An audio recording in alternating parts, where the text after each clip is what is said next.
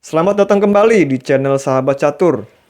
Pada video ini kita akan menyaksikan sebuah pertandingan yang dimainkan oleh pecatur Amerika Serikat berdarah Italia, Fabiano Caruana, melawan pecatur berperingkat 1 dunia, Magnus Carlsen. Pertandingan ini dimainkan pada turnamen Tata Steel Masters pada bulan Januari 2022. Dalam permainan yang mereka mainkan, kita akan melihat kerjasama yang baik sekali pada babak akhir antara perwira-perwira hitam dengan pion-pionnya. Perhatikanlah pada posisi ini, di mana gajah hitam di C6 menjadi man of the match dalam pertandingan ini. Mari kita lihat apa peranan gajah hitam di C6 ini dalam memberikan posisi unggul bagi Magnus Carlsen.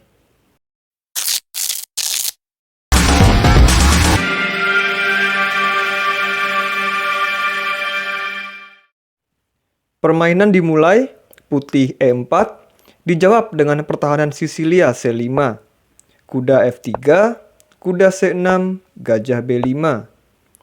Biasanya putih banyak yang melanjutkan dengan pion D4, namun kali ini Caruana memainkan variasi lainnya, yaitu dengan gajah ke B5 yang merupakan Sisilia variasi Rossolimo. Putih berniat memusnahkan kuda di C6 hitam untuk menciptakan pion tumpuk bagi hitam di lajur C. Hitam membuka jalan fianchetto gajah lewat pion G6, putih langsung rokade, gajah G7, pion C3 untuk mempersiapkan D4, kuda F6 menyerang pion. Pion dilindungi oleh benteng E1, rokade, kemudian putih langsung mengambil alih area pusat dengan pionnya ke D4.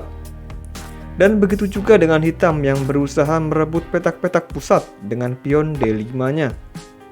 Putih menolak pertukaran pion dan memajukannya ke E5, menyerang kuda hitam. Kuda E4, gajah E3 menambah tekanan pada C5, C makan D4, C makan D4, menteri B6. Mengancam gajah putih yang dari tadi masih memberi tekanan pada kuda C6. Menteri E2 mensupport gajah di B5, gajah D7. Gajah mundur ke A4, benteng A C8, hitam segera merebut lajur terbuka, yaitu lajur C dengan bentengnya. Kuda C3, kuda makan C3, B makan C3. Dari pertukaran kuda tersebut, putih membentuk rantai pion yang tersusun rapi dan kuat dari C3, D4, dan E5. Putih juga dapat memanfaatkan lajur B yang sudah terbuka dengan menempatkan bentengnya di lajur tersebut. Namun putih harus memperhatikan kelemahan pada pion C3-nya, di mana nantinya akan menjadi incaran perwira-perwira hitam. Menteri D8, gajah B3, kuda A5 menyerang gajah putih. Lihatlah ada pion hitam di D5 yang tanpa penjagaan. Jika gajah memakan pion ini, tidak masalah bagi hitam. Hitam dapat mendapatkan pionnya kembali dengan mengambil pion di C3 dengan bentengnya. Atau bisa juga memainkan gajah F5 terlebih dahulu untuk memberi discovered attack pada gajah D5 putih. Namun di permainan yang sebenarnya, putih tidak mengambil pion D5 hitam ini. Dia terlebih dahulu melindungi pion C3-nya yang lemah dengan benteng A C1. Kuda makan B3, A makan B3, menteri B6, menteri A2 untuk menjaga pion B3. A5, menteri A3 mengincar pion E7. Dan dijaga saja oleh benteng FE8. C4, putih mempunyai pion-pion yang mendominasi di pusat. Makanya dia berani untuk memajukan pion-pionnya untuk menciptakan posisi yang lebih terbuka untuk menyerang. D makan C4, B makan C4, menteri A6. Maksudnya menambah ancaman pada pion C4. Pion dimajukan ke C5, gajah C6. Dengan majunya pion putih ke C5 tadi, meninggalkan lubang bagi putih pada petak-petak terang di wilayah pusat. Benteng B1, pion A4. Nampaknya pion bebas hitam di lajur A ini akan aman karena dijaga oleh gajah. Benteng E C1, benteng C D8, kuda D2. Manuver kuda ke B6 melalui C4 kemudian B6 dan mengancam pion A4 hitam merupakan ide yang cukup bagus bagi putih. Menteri E2. Tidak adanya gajah petak terang milik putih membuat petak-petak terang di pertahanan putih menjadi lemah dan bisa dimanfaatkan oleh menteri dan juga gajah petak terang hitam.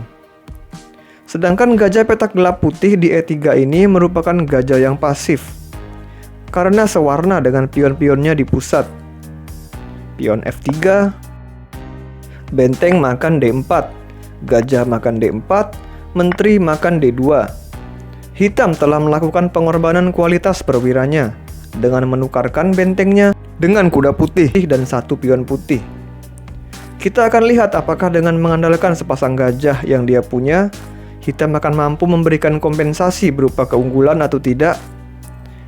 Lanjut, benteng D1, menteri F4, menteri B4, pion E6, gajah C3. Mengajak pertukaran menteri, diterima saja oleh hitam. Gajah makan B4, gajah makan E5, gajah A3, gajah F6. Sampai di sini secara hitung-hitungan material masih berimbang. Putih unggul kualitas perwira, namun mempunyai pion yang lebih sedikit dengan selisih 2 pion. Namun menurut evaluation bar, keunggulan ada pada hitam.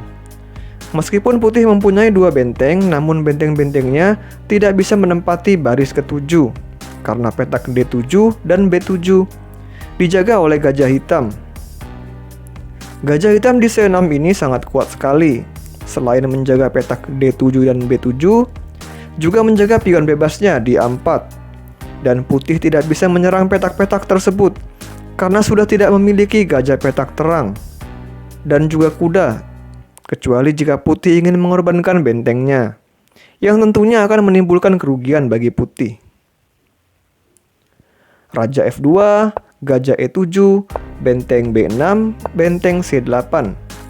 Benteng hitam membayang-bayangi pion C5 putih yang dibantu ancaman dari gajah. Benteng D2 untuk mengamankan baris kedua, pion F6, mengosongkan petak F7 untuk ditempati raja. Pion F4, pion E5, F makan E5, F makan E5, benteng E2, benteng F8 skak, raja ke E1, benteng F5 menjaga pion. Benteng B1, pion E4. Cerdik sekali Magnus Carlsen, dia tahu bahwa lawannya sudah tidak mempunyai gajah petak terang dan kuda.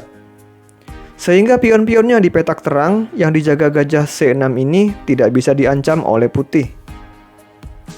Benteng C1 menjaga pion C5, gajah H4 skak, G3, gajah G5, benteng B1, benteng F3, gajah C1. Gajah F6. Hitam menempatkan gajahnya untuk mengontrol diagonal A1H8, di mana nantinya pion bebas di lajur A ini akan promosi pada petak A1. Petak A3 juga sudah aman untuk dilewati pion karena sudah dijaga oleh benteng. Benteng B6, benteng F5 mengancam pion C5, kemudian dijaga kembali oleh gajah A3. Raja hitam mulai ikut berpartisipasi ke F7, benteng F2, benteng F3, benteng makan F3, E makan F3. Pion-pion hitam yang ditempatkan pada petak terang di F3, B7, dan A4 masih aman karena masih dijaga oleh gajah C6-nya ini. Magnus Carlsen harus berterima kasih pada gajah petak terang di C6 ini karena peranannya cukup besar sekali dalam meraih keunggulan posisi dengan menjaga pion-pionnya dengan baik. Raja F1, gajah D4. Dan akhirnya di langkah ke-49 ini, Caruana pun langsung menyerah. Hitam memiliki sepasang gajah yang selalu bisa bekerja sama untuk memotong diagonal-diagonal yang merupakan jalan bagi Raja Putih. Kemudian Raja Hitam akan dengan leluasa maju ke arah manapun untuk mendukung gajah-gajahnya. Bisa ke tengah untuk mengejar pion C5. Dilanjutkan mengawal pion di lajur A sampai depan untuk promosi. Ataupun mendekat ke sayap Raja Putih, membantu kedua gajahnya dalam mensupport pion di F3 ini dan membukakan jalan promosi baginya. Sekian pembahasan pada video ini, semoga memberikan manfaat bagi kita semua.